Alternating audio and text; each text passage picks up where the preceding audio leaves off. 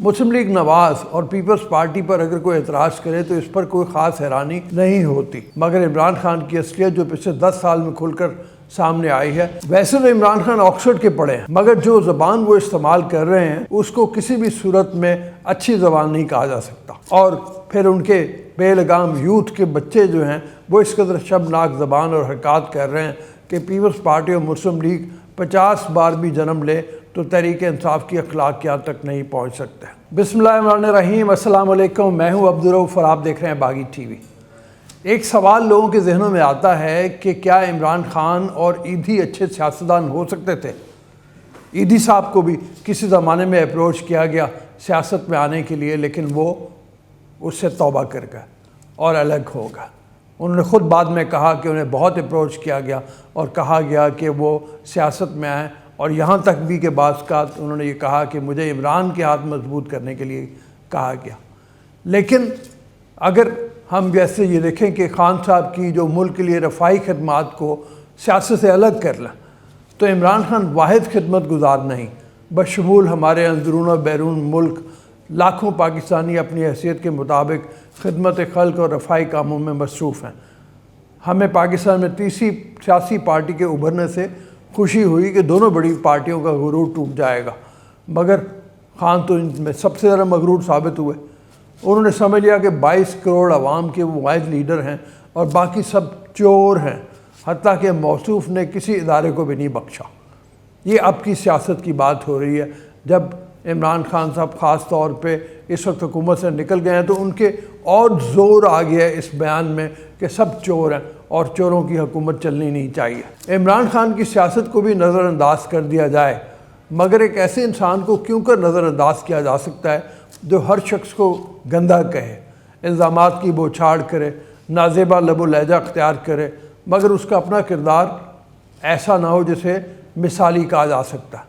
اس میں اتنی اخلاقی جرت نہ ہو کہ وہ توشہ خانے کے اپنے لیے ہوئے جو تحائف ہیں اس کے بارے میں آ کے اعتراف کرے کہ میں نے یہ تحائف لیے تھے اور میں نے ان کو بیچ دیا۔ اس میں یہ مورل کریج نہ ہو کہ وہ اپنی ایک بیٹی جس کو اس نے جنم دیا اس کے بارے میں اعتراف کرے کہ ہاں وہ اس کی بیٹی ہے۔ اس دنیا میں کوئی انسان پاک نہیں، مگر دوسروں کو گندا کرنے سے پہلے اپنا ماضی فراموش نہیں کرنا چاہیے۔ منافقانہ اور دوغلی شخصیت ایک نہ ایک دن بے نقاب ہو کر رہتی ہے، جو کہ اب کافی حد تک عمران خان نیازی اور اس کے یو ٹرن کے حوالے سے باشعور عوام میں بے نقاب ہو چکی ہے۔ مسلم لیگ نواز اور پیپلز پارٹی پر اگر کوئی اعتراض کرے تو اس پر کوئی خاص حیرانی نہیں ہوتی، مگر عمران خان کی اصلیت جو پچھلے 10 سال میں کھل کر سامنے آئی ہے اس نے عمران خان کو برسوں سے جاننے والوں کو حیران کر دیا۔ ویسے تو عمران خان آکسفورڈ کے پڑھے ہیں، مگر جو زبان وہ استعمال کر رہے ہیں اس کو کسی بھی صورت میں اچھی زبان نہیں کہا جا سکتا، اور پھر ان کے بے لگام یوتھ کے بچے جو ہیں وہ اس قدر شرمناک زبان اور حرکات کر رہے ہیں کہ پیپلز پارٹی اور مسلم لیگ 50 بار بھی جنم لے تو تحریک انصاف کی اخلاقیات تک نہیں پہنچ سکتے۔ کل کا دن بھی اہم ہے، عمران خان پر فرد جرم عائد کی جانی ہے۔ دیکھنا ہوگا کل کیا نیا ٹوسٹ آتا ہے، کیونکہ اس ملک میں پہلی بار ہے کہ عمران خان کے کیسز جب بھی عدالت میں لگے ہیں عوامی اور دانشوروں کی رائے کے بالکل منافی ہی فیصلے دیکھنے کو ملے ہیں۔ کل کیا ہونے جا رہا ہے یہ کہنا تو قبل از وقت ہے، مگر نواز شریف صاحب کی طرح عمران خان نے بھی اقتدار سے محروم کیے جانے کے بعد 1950 کی دہائی سے قائم ہونے والے ریاستی بندوبست کو جارحانہ انداز میں للکارنا شروع کر دیا۔ آئندہ وزیر اعظم کون ہوگا؟ یہ وہ سوال ہے جو ہر موقع پر ہر محفل میں موضوع بحث ہے۔ ہر سیاسی جماعت یہ سمجھتی ہے کہ اب ان کا دور شروع ہونے والا ہے، پلک جھپکنے میں سب کچھ بدل جائے گا اور ان کی حکومت ہوگی۔ ملک کی بڑی سیاسی جماعتیں بھی یہی سمجھتی ہیں کہ اگلی باری ان کی ہے۔ اقتدار کی اس کشمکش میں سیاستدان یہ بھول چکے ہیں کہ آخر ملک کا کون سوچے گا، ملک کے بہتر مستقبل کے لیے کون قربانی دے گا۔ میڈیا دکھا رہا ہے کہ پاکستان کے بڑے حصے میں سیلاب سے آنے والی تباہی نے دنیا کو بھی متاثر کیا ہے۔ جو پانی سے بچتا ہے اسے وبائی امراض گھیر لیتے ہیں۔ حکومت کے لیے فوری طور پر متاثرین کے مسائل حل کرنا ناممکن نہیں ہے۔ امداد آ رہی ہے، مگر امداد کا متاثرین تک بر وقت پہنچنا ضروری ہے۔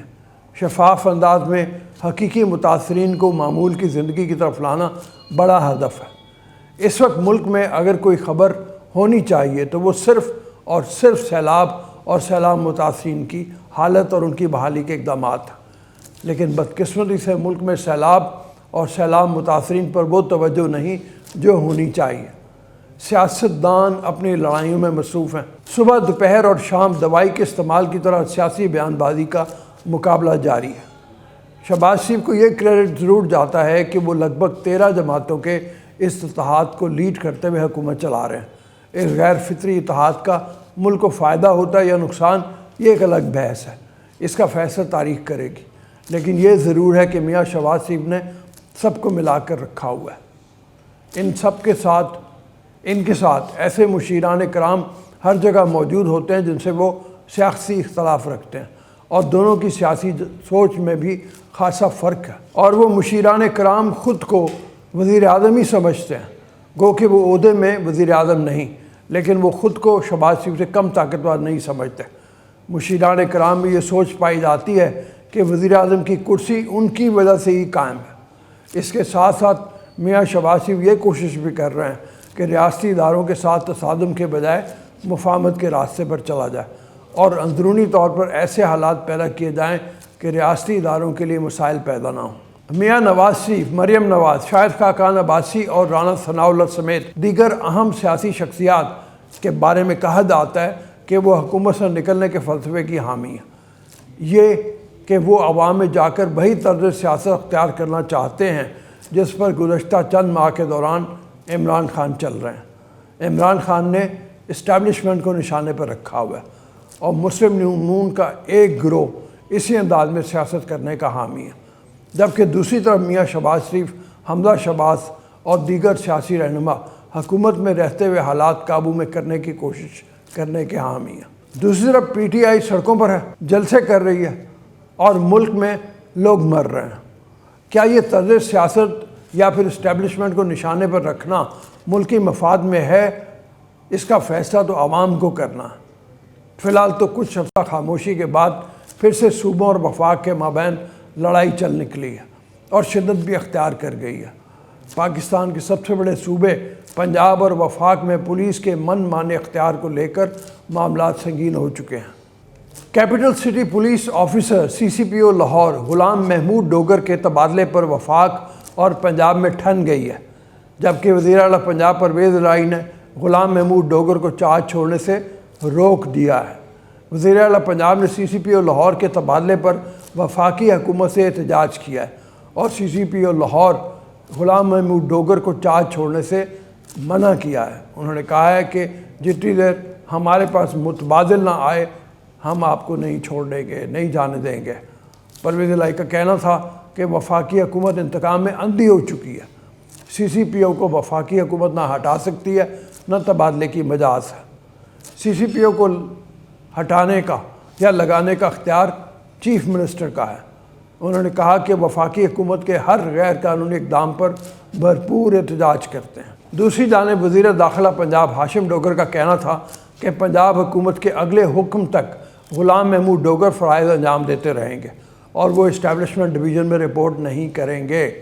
خیال رہے کہ یہ وفاقی حکومت نے capital city police officer CCPO Lahore Ghulam Mahmood Dogar کی خدمات واپس لے لی ہیں اور انہیں اسٹیبلشمنٹ ڈویژن میں رپورٹ کرنے کا حکم دیا ہے۔ اب یہ معاملہ کب تک چلے گا یہ تو وقت ہی بتائے گا، مگر ایک بات تو واضح ہے کہ سنجیدہ ایشوز کے ہوتے ہوئے بھی نان ایشوز کو عوام کے مسائل پر ایشو بنا کر پیش کیا جا رہا ہے۔ کب اس سیاسی فریب سے ہماری جان چھوٹے گی یہ تو وقت ہی بتائے گا۔ آج کے لیے اتنا ہی۔ جانے سے پہلے آپ سے گزارش ہے کہ چینل کو سبسکرائب کریں، ویڈیو کو لائک اور شیئر کریں اور فیڈ بیک کمنٹ سیکشن میں اپنا فیڈ بیک ضرور دیں۔ اللہ آپ کا حامی و ناصر ہو۔